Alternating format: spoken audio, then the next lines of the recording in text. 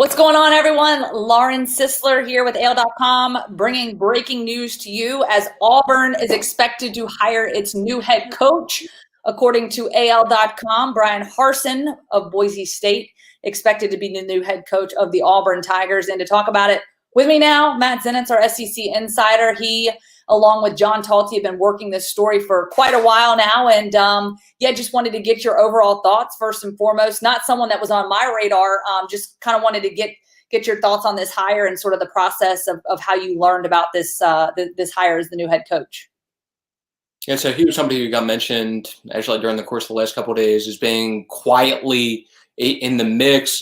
And obviously it's progressed to a point now where it's a done deal that Bryan Harsin is set to be the next head coach at Auburn. So a crazy 9-day process that started, I guess, Sunday before this past one, with Auburn moving on from Gus Malzahn. Obviously some different names that were in consideration throughout the course of that process, but now Auburn is set to bring in this 44-year-old Boise native who has spent the past 6-7 seasons at Boise State and is posted a pretty impressive win-loss record there, 69-19 over the course of his time as head coach there since 2014.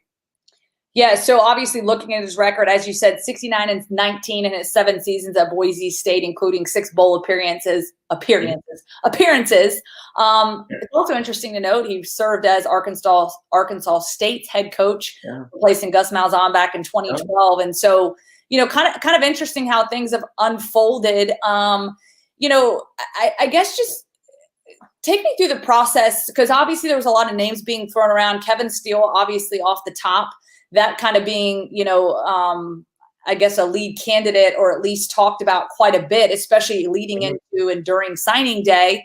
Clemson's Brent Venables, another name, Billy Napier from Louisiana, and then of course Steve Sarkisian from Alabama, all kind of in the mix. And you guys have been tracking this story for several days now, weeks really. Just kind of what was that timeline like, and sort of how this all sort of unfolded? So the process started with some of the influential behind-the-scenes people, boosters with Auburn, pushing for Kevin Steele to get the job immediately when the decision was made to move on from Gus Malzahn.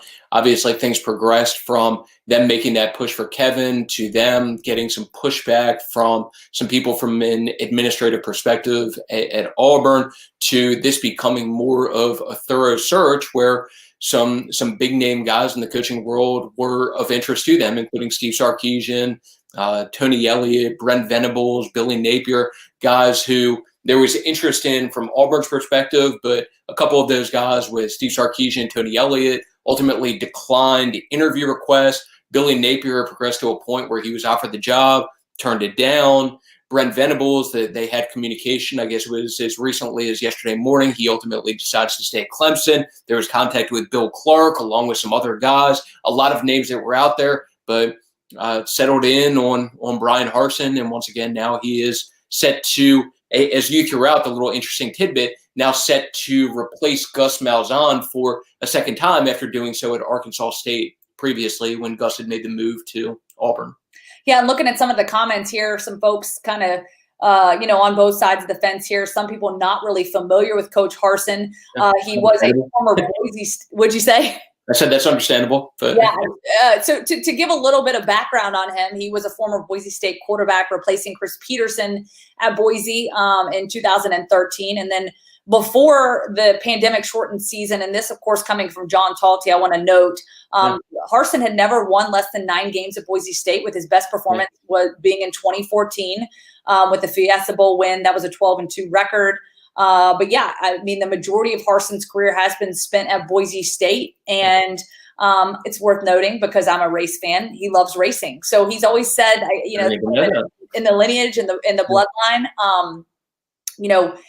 I guess it's something his father had an affinity for racing, loves going out to the racetrack. So that's kind of a hobby or something different for him off the football field when there is time. I will say that I covered Boise State 3 times last year, traveled out to Boise, had the opportunity to talk with Coach Harsin a multitude of times, in game, obviously, and before the game. And I was very impressed with him as a coach. I was impressed with his just demeanor, sort of the culture that he instills and had implemented there at Boise State. You could just tell by the way he sort of interacted with the players, how the players interacted out on the field.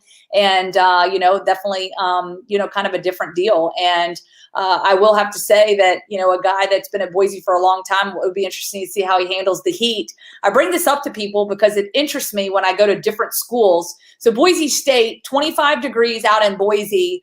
They've got heaters out on the field, but guess what? Those heaters are not on the Boise State sideline at any point in time during the season when it was cold out there. On the flip side, I've been to Alabama when it's 55 or 60 degrees and the heaters are on. Yeah. So, it's kind of interesting to see how people season themselves. All that to say, I'm definitely anxious to see how things play out. Again, former quarterback's coach. He's an offensive guy, offensive mindset. Any idea, I guess, at this point, is there any thought that Kevin Steele might stick around and be part of this coaching staff, or is that kind of a thing of the past? I haven't gotten confirmation one way or another on that. So there are different things that obviously get thrown out in terms of rumblings or things that the people think could happen. But in terms of having confirmation one way or another, I don't have that to the point where I would be comfortable throwing that out as of right now. But once again, I will say I've heard different things from different people. I wouldn't be comfortable saying one way or another, just since I don't have full confirmation on that at this point, which I'm sure you can understand.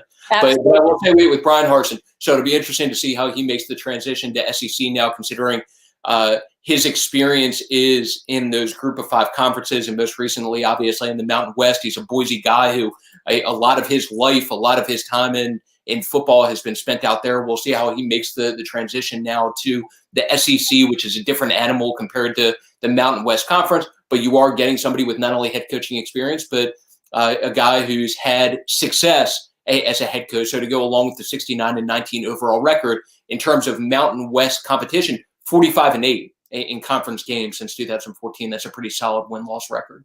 Yeah, no doubt about it. And I love Jason Abernathy here with the comment.